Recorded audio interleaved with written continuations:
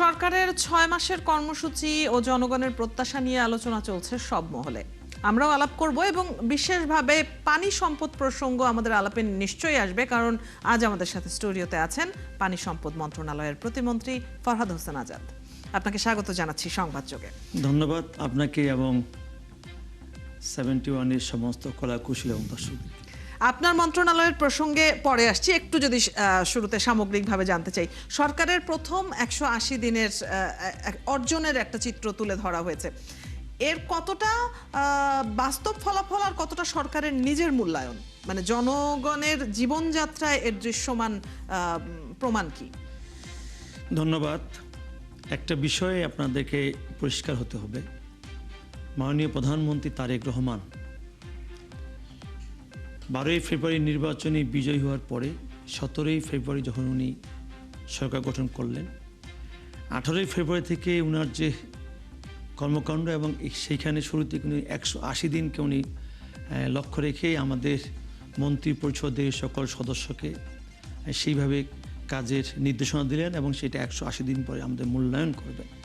সেক্ষেত্রে উনি নিজেকেই দেখেন এমন করে তৈরি করলেন, উনি উনার মন্ত্রণালয়ের আমাদের এসির মিটার কখনোই 25-এর নিচে নামান না।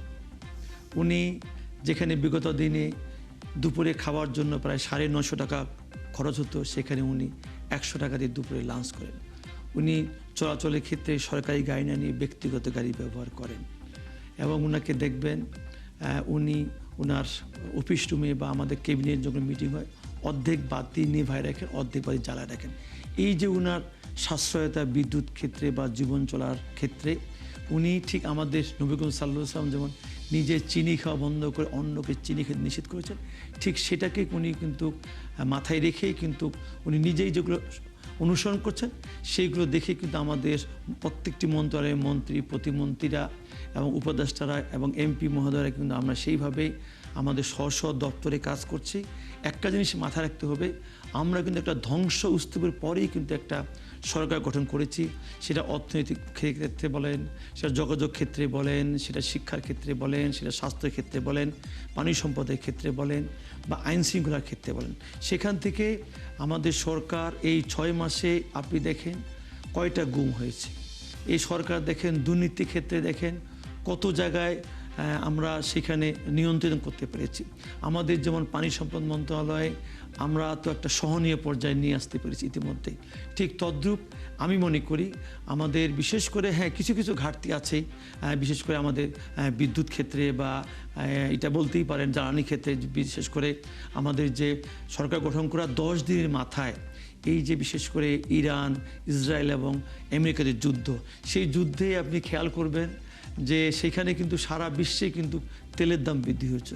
মাননীয় প্রধানমন্ত্রী কিন্তু তার কারিশমাটিক ক্ষমতা দিয়ে উনি কিন্তু 2 মাস প্রতিদিন 167 কোটি টাকা ভর্তুকি দিয়ে কিন্তু তেলের দাম বৃদ্ধি করে নেই, সেই সময় উনি তেলের দাম বৃদ্ধি করেছেন।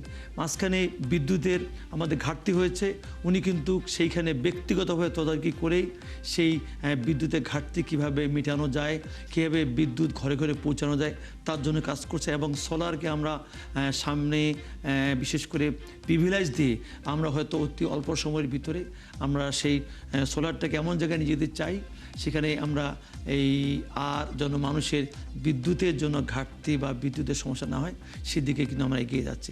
আমার সেক্ষেত্রে মনে হয় যে এই 6 মাসে আমাদের তারেক রহমানের সরকার ধ্বংসস্তূপের পর থেকে একটি দেশকে পরিচালনার ক্ষেত্রে আমি মনে করি উনি সফল হয়েছে। এই প্রসঙ্গটি যেহেতু এলোই, একটু বলি যে আমরা কিছু ক্ষেত্রে কিছু অপ্রাপ্তির অভিযোগ যখন শুনি, সেটার বিপরীতে জবাবটা এমন হয় যে বিগত সরকারের রেখে যাওয়া বিভিন্ন ধরনের অব্যবস্থাপনার খেসারত দিতে গিয়ে অনেক প্রজেক্টই হয়তো ঠিকভাবে এগিয়ে নেওয়া সম্ভব হচ্ছে না, বা যেরকম প্ল্যান্ড ছিল সেরকম ভাবে হয়তো এগিয়ে নেওয়া সম্ভব হচ্ছে না। আপনার মন্ত্রণালয়ের চিত্রটা কেমন এক্ষেত্রে? আমার মন্ত্রণালয়ে আমাদের মন্ত্রণালয়ে আমাদের 96টি প্রকল্প চলমান। এই প্রকল্পগুলো বিগত সরকারি কোনোটা হয়তো 15 সালে শুরু হয়েছে, 16 সালে শুরু হয়েছে, 2000 সালে শুরু হয়েছে, 24 সালে শুরু হয়েছে। এই প্রজেক্টগুলো দেখেন কখনো জাইকা এখানে ইনভেস্ট করছে, এডিবি করছে, ওয়ার্ল্ড ব্যাংক করছে। এই প্রজেক্টগুলো তো আমরা ওইখানে বন্ধ করে দিতে পারি না, ওইখান থেকে আমরা বের হয়ে আসতে পারি না। কাজেই সেক্ষেত্রে আমাদের আমরা কি করছি, বিগত দিনে যেভাবে সেখানে দুর্নীতি হয়েছে, পুকুর চুরি হয়েছে, আমরা সেটা যেন আর না হতে পারে সেই জন্য কিন্তু আমাদের মাননীয় প্রধানমন্ত্রী আমাদের প্রতি মাসে, আপনি অবাক হয়ে যাবেন, প্রতি মাসে উনি একবার করে আমাদেরকে ডেকে আমাদেরকে জবাবদিহি নিচ্ছেন এবং পুঙ্খানুপুঙ্খানুভাবে বিভিন্নভাবে আমাদের কোশ্চেন করছেন এবং বিভিন্ন সংস্থার মধ্যে খোঁজখবর নিয়ে উনি কিন্তু এই বিষয়গুলো এত সুন্দরভাবে তদারকি করছেন, যার মধ্য দিয়ে আমাদের সেই যে প্রজেক্টগুলোর যে একটা ভঙ্গুর অবস্থা ছিল আমরা সেগুলো কিন্তু আস্তে আস্তে ক্রমান্বয়ে কিন্তু আমরা সেগুলো কেটে উঠে আমাদের সেগুলো ব্যয় বলেন, সেগুলো পরিচালনার ক্ষেত্রে বলেন, আরও যেন সুষ্ঠু হয়, আরও যেন সহনীয় পর্যায়ে যায়, সেই হিসেবে আমরা কাজ করছি। এবং আমার বিশ্বাস আমার পানি সম্পদ মন্ত্রণালয়ে আমাদের 180 দিনের আমাদের মাননীয় প্রধানমন্ত্রীর কাছে আমরা 366 কিলোমিটার আমরা কিন্তু নদী, খাল, জলাশয় খননের আমরা ওনাকে আমরা সেখানে কমিটমেন্ট করেছিলাম। আমরা কিন্তু সেখানে 372 কিলোমিটার অর্থাৎ আমরা 101% কিন্তু সেখানে সফল হয়েছিলাম। বা খাল খননের প্রসঙ্গ যদি আসে, এটা নির্বাচনী ইশতেহারেও ছিল এবং আমরা দেখতে পাচ্ছি যে মাঠ পর্যায়েও সরকার ইতিমধ্যেই বেশ এগিয়ে নিয়েছে। আপনি পরিসংখ্যান সহ বলছিলেন। এই প্রকল্পটির ভবিষ্যৎ নিয়ে একটু যদি বিস্তারিত আপনার কাছে জানি, যে খাল খননের কি কি উপকার ভোগ করবে মানুষ, সেটা তো একটা মোটামুটি ধারণা আছেই। এই প্রকল্পটি আমরা অনেক সময় দেখি যে নানান উদ্যোগ নেওয়া হয়, সেটা পরে আবার ভরাট হয়, দখল হয়, নানান কিছু হয়। তো পরবর্তীতে যেন নষ্ট না হয়ে যায়, এই কাজের গতি যেন ধ্বংস না হয়ে যায়, সেই ব্যাপারটা আপনাদের মাথায় আছে কিনা? আমি ধন্যবাদ। মাননীয় প্রধানমন্ত্রী সরকার গঠন করার 1 মাসে মাথায় 16ই মার্চ সারা বাংলাদেশ একযোগে আমরা 54টি জেলায় উনি আমাদের দিনাজপুরের সাহাপাড়ায় একটি খাল খনন উদ্বোধন করেন এবং আমাদের অপরাপর মন্ত্রী, এমপি, উপদেষ্টা তারা বিভিন্ন জেলায় গিয়ে সেখানে খাল খনন উদ্বোধন করেন। সেখানে কিন্তু উনি খাল খনন শুধু উদ্বোধন করলেন না, সে খালের মাটিটা কোথায় যাবে, যেটা আপনি প্রশ্ন করলেন, যে হয়তো খাল কেটে বিগত সরকারের আমলে মাটিটা পাড়ি ফেলা হতো, দেখা যাচ্ছে বর্ষাকাল আসলো, বৃষ্টি পড়লো, সেখানে সেই ধুয়ে আবার সেই খাল ভর। এখন কিন্তু সেই সুযোগটা নাই। ওনার প্রথম হচ্ছে এটা, এই মাটিটাকে বলেন কি করবেন, আমরা সেই মাটিটাকে সেখান থেকে পাশে না সরিয়ে না দিয়ে আমরা কি করি, সেখানে কোনো মসজিদ, মাদ্রাসা, মন্দির, এতিমখানা বা কোনো জায়গা আছে সেখানে ভরাট করার চেষ্টা করতেছি, অথবা ডিসি বা আমরা ইউনোকে তাৎক্ষণিক নির্দেশনা দিচ্ছি যত দ্রুত সম্ভব টেন্ডার করে বিক্রি করার জন্য। এছাড়াও দেখেন আমাদের নতুন প্রযুক্তি আবার আসছে, সেখানে বিন্যা ঘাস, যে বিন্যা ঘাস আগে আমরা দেখেছিলাম যে নদীর পাড়ে বা পুকুর পাড়ে বা রাস্তার ধারে সেই বিন্যা ঘাস যদি সেখানে লাগানো হয়, সে গাছের শিপাটা এত বেশি থাকে, প্রায় 3 থেকে 5 মিটার, যেখানে সেই ভাঙন রোধ করা যায়। মাননীয় প্রধানমন্ত্রী গত কয়েকদিন ধরেই এই নতুন এই আমাদের বিন্যা ঘাস যেন আমরা আবার খালি পায়ে লাগাতে পারি, সেই বিষয়গুলো উনি আমাদের নির্দেশনা দিয়েছেন। এবং আমার বিশ্বাস যে ওই জিনিসটা ফিরে আসবে না, যে আমরা খাল খনন করলাম আবার সেখানে ভরাট হয়ে যাবে। একটা জিনিস মনে রাখবে, উনি কিন্তু এই যে প্রজেক্টগুলো কিন্তু উনি প্রতি মাসেই উনি নিজেও খোঁজখবর নিচ্ছেন এবং আমরা কিন্তু প্রতি মাসে 15 দিন করে আমরা ট্রান্সপোর্ট করে গেছি। সেই ট্রান্সপোর্ট প্রতি মাসেই আমাদের সেই খালগুলো সেগুলো তারা নিজেরাই পর্যবেক্ষণ করছেন এবং সেই খালগুলোর বাস্তব অবস্থা কী, এবং এক্ষেত্রে আর যেন কখনোই পুনর্দখল না হয়। কারণ আমরা খাল করার সময় আমরা একটা জিনিস মাথায় রাখি, সেটা হচ্ছে এটা আমরা জনগণকে সম্পৃক্ত করি। আমাদের সুবাট্টু খাল, এরকম কিছু খাল আছে যে খালগুলো আমাদের বিশেষ করে অনেকে ব্যক্তি মালিকানায় এখানে ইন্ডাস্ট্রি করে ফেলছেন, অবকাঠামো তৈরি করেছেন, ওভারব্রিজ তৈরি করেছেন। এই যে গত সপ্তাহে আমি রূপগঞ্জ গেলাম, সেখানে দেখলাম কয়েকটি কোম্পানি আপনার 1 কিলোমিটার আমাদের খাল তার দখল করে নিয়ে যায়। সেখানে আমরা জনগণকে সম্পৃক্ত করছি। সেই 3 জনের কাছে কি ওখানে হাজার হাজার জনগণ জিম্মি থাকবে? সেখানে জনগণ বলছে না, আমরা এখানে জিম্মি থাকতে চাই না, আপনারা পদক্ষেপ নেন, আমরা এই খালটা পুনরুদ্ধারের ক্ষেত্রে আপনাকে সহায়তা করবো। আমরা সেইভাবে কিন্তু সারা বাংলাদেশে কিন্তু আমরা সেইভাবে খালগুলো পুনরুদ্ধার করছি। এবং সেক্ষেত্রে আমার বিশ্বাস আমাদের মাননীয় প্রধানমন্ত্রী তারেক রহমান যেভাবে আমাদের এই খাল খননটাকে উনি মনিটরিং করছেন এবং বাংলাদেশকে আগামী দিনে বাঁচাতে গেলে এই যে আমাদের নির্বাচন ইশতেহারে আছে 20,000 কিলোমিটার নদী খাল খনন জলাশয় খনন পুনরুদ্ধার এইটার কিন্তু কোনো বিকল্প নাই। কারণ একটা জিনিস মনে রাখবেন, বাংলাদেশে 1400 নদী আছে, সেই 1400 নদী দেখবেন অর্ধেক নদীর নাব্যতা নেই, প্রবাহমান নাই, নদীর পানি নাই, সব শুকনো হয়ে গেছে। বর্ষাকালে আপনি দেখবেন তিস্তা পারে কোনো নদী নাই, কর্ত যমুনা পারে খাখা করতেছে। এই যে বাস্তবতা, এই জন্য কিন্তু উনি এই খাল খনন করে পানিটাকে সে ধারণ করতে চান, পানিটা আপনি সংগ্রহ করতে যেহেতু চান। তিস্তার প্রসঙ্গ নিয়ে এলেন, জি, জি, জি। তিস্তার পানি বন্টন চুক্তি নিয়ে তো অনেক দিন ধরেই আসলে জলঘোলা হয়ে আছে। পদ্মার মহাপরিকল্পনা নিয়েও কথাবার্তা চলছে। তো আগামী 4.5 বছরে, যেহেতু সরকারের প্রথম জি, জি। 6 মাস গেল, আগামী 4.5 বছরে আপনার মন্ত্রণালয়ের এরকম বড় বড় কতগুলো, মানে কি কাজগুলো একদম সম্পূর্ণ কমপ্লিট করা, এই যে কিছু পড়ে আছে, কিছু পরবর্তীতে দেখা যাবে, এরকম না, যেগুলো একদম কমপ্লিট হবে, এরকম পরিকল্পনা কি? আমাদের মন্ত্রণালয়ের সবচেয়ে বড় চ্যালেঞ্জ হচ্ছে 4টা বিষয়। এটা হচ্ছে মাননীয় প্রধানমন্ত্রী নির্বাচন ইস্তারি করেছেন, ঘোষণা দিয়েছে আমাদের 20,000 কিলোমিটার নদী, খাল, জলাশয় খনন পুনরুদ্ধার। সেকেন্ড হচ্ছে আমাদের আগামী 12ই ডিসেম্বর আমাদের ফারাক্কা চুক্তি মেয়াদ শেষ হবে। এই চুক্তিটাকে আমরা নবায়ন করা, এবং সেই চুক্তিটা যেন আমরা বিগত 1977 সালে শহীদ প্রেসিডেন্ট জিয়াউর রহমান যখন এই ফারাক্কা চুক্তি যখন উনি 5 বছর মেয়াদি যখন উনি চুক্তি করেন, সেই সময় কিন্তু বন্টন ক্ষেত্রে কিন্তু সেখানে পানি নেওয়ার চুক্তি ছিল। পরবর্তী 96 সালে যে চুক্তি ছিল, সেই চুক্তিতে কিন্তু এই যে সমবন্টন এটা ছিল না। আমরা সেই আলোকে আবার যেন পানিটা পেতে পারি, সেই হিসাবে আমাদের যারা বিশেষ করে কূটনীতিক আছেন, আমাদের টেকনিশিয়ান আছেন, তারা বিভিন্ন সময় কথা বলছেন, এবং আমাদের পাশাপাশি সরকারের সঙ্গে আমরা, সেটা একটা চ্যালেঞ্জ। সেকেন্ড চ্যালেঞ্জ হচ্ছে আমরা পদ্মা, থার্ড চ্যালেঞ্জ হচ্ছে আমাদের পদ্মা ব্যারেজ। বিগত দিনে আপনি দেখবেন, বিগত দিনে পদ্মা ব্যারেজ নিয়ে অনেক কথা হয়েছে, এবং বিগত ফ্যাসিস্ট আমলে তো 2014, 15, 16 সালে এই পদ্মা ব্যারেজ হবে, কিন্তু একটা কি অজ্ঞাত কারণে সেই পদ্মা ব্যারেজ আর কোনো আলো মুখ দেখে নাই।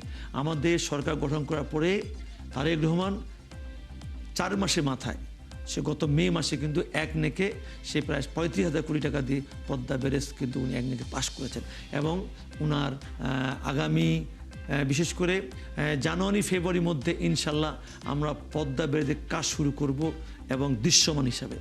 এর পাশাপাশি আমাদের চতুর্থ চ্যালেঞ্জ হচ্ছে আমাদের তিস্তা মহাপরিকল্পনা। তিস্তা মহাপরিকল্পনাও আমাদের মাননীয় প্রধানমন্ত্রী নির্বাচন ইশতেহারে ছিল। একটা সময় যখন জাগোবাহে তিস্তা বাঁচাই, সেই সময় লন্ডন থেকে উনি সেখানে লক্ষ লক্ষ জনগণের সঙ্গে সমর্থন দিয়ে তিস্তা ব্যারেজের কথা বলেছেন, নির্বাচনের সময় বলেছেন, এবং উনি এবার সংসদে এই কথাগুলো বলেছেন। সেক্ষেত্রে আমরা বিশেষ করে 9 সদস্য বিশিষ্টকে আমরা টেকনিক্যাল কমিটি করেছি। এরপরে আমাদের মন্ত্রী সুদিন চৌধুরী এনি, আমি নিজেই, আমাদের শ্রীলঙ্কার যে তিস্তা পারের যে আমাদের মন্ত্রী আসহিদুলু, ওনাকে নিয়ে আমরা 24 সদস্য বিশিষ্ট আমরা গত 16ই জুন সেখানে ভিজিট করেছি। এরপরে আমি আবার 2 দফা ভিজিট করেছি। আমাদের যে টেকনিক্যাল কমিটি আছেন তার দফায় দফায় ভিজিট করে ইতিমধ্যে তারা একটা আমাদের একটা রিপোর্ট দিয়েছেন।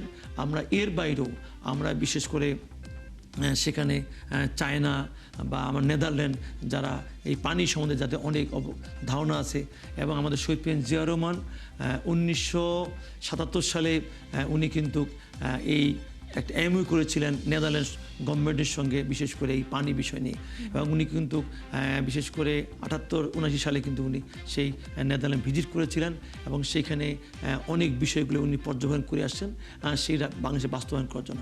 এই জন্য আমরা সেই সব দেশের সঙ্গে আমরা যোগাযোগ করছি, এবং তারাও যোগাযোগ করছে।